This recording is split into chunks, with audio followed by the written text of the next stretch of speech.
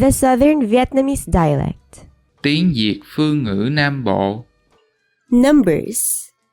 1, 2, 3, 4, 5, 6, 7, 8, 9, 10. Nhất, nhị, tam, tứ, ngũ, lục, thất, bát, cửu, thập. Greetings and phrases. Xin chào. Chào, bạn khỏe không? Tôi tên là Andy. Bạn có biết nói tiếng Việt không? Xin lỗi. Bạn năm nay bao nhiêu tuổi? Tôi năm nay 20 tuổi. Bạn thích uống nước suối nào? Tôi thích uống nước suối Aquafina. Ngày mai mấy giờ anh tới nhận bưu kiện? Sáng mai 8 giờ tôi sẽ tới nhận. Cảm ơn. Cảm tạ. Thiệt hả?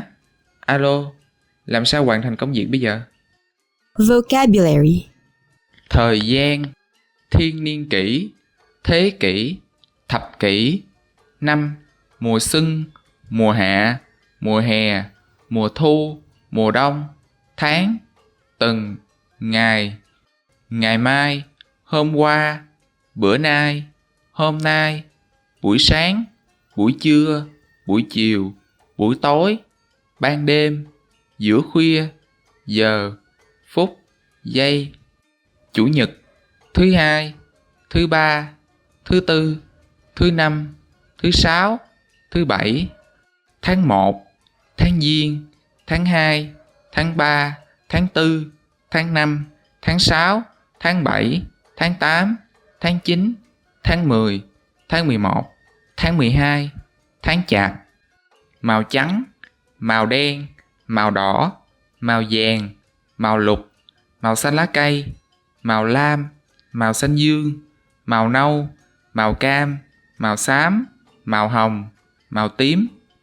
Chó, mèo, ghế, viết, điện thoại di động, ba, má, thành phố, đô thị, siêu, siêu thị, trường học, học sinh, sinh viên, giáo viên, cô giáo, thầy giáo, mẫu giáo, tiểu học, trung học cơ sở, trung học phổ thông, đại học, trà, thịt, bánh mì, trái cây, hoa quả, hoa, bông, quốc gia, quốc ca, quốc kỳ, quốc quy, quốc hiệu, thi, khảo thí.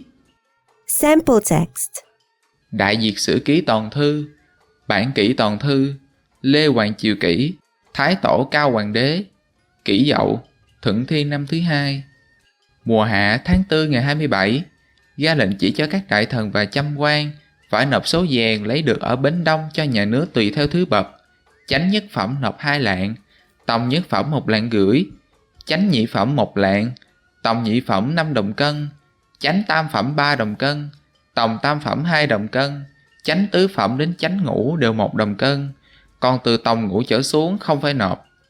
Mùa hạ tháng 6 ngày mùng 10, ra lệnh chỉ cho các tăng đạo, người nào thông kinh điển, chăm sạch, giữ tiết hạnh, hẹn đến tháng này ngày 20 tới sảnh đường trình diện để xét duyệt cho thi. Ai đỗ thì cho làm tăng đạo, ai không đỗ thì bắt hoàn tục. Mùa thu tháng 7 ngày mùng 5, ra lệnh cho các đại thần và các quan văn võ trong ngoài họp bàn về quy chế đồng tiền. Tờ chiếu viết: tiền là mạch máu của sinh dân, không thể không có. Nước ta vốn có mỏ đồng, nhưng tiền đồng cũ đã bị nhà Hồ hủy bỏ, trăm phần chỉ còn được 1.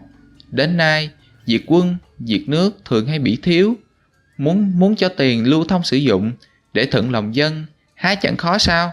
Mới rồi có người dân thư trình bày xin lấy tiền giấy thay cho tiền thực, chậm sớm khuya nghĩ ngợi, chưa nghĩ ra cái gì, vì rằng tiền giấy là thứ vô dụng, lại được lưu hành như vật hữu dụng trong dân, thực không phải là ý nghĩa yên dân, dùng của.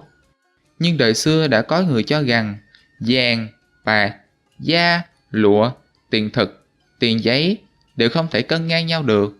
Thế thì thứ gì là hơn? Truyền cho các đại thần chăm quan và những người hiểu biết việc đời ở trong, ở ngoài đều nghĩ bàn quy chế đồng tiền cho thuận lòng dân, để không vì ưa thích riêng của một người mà bắt ép muôn nghìn người không muốn phải theo, để làm phép hay của một đời.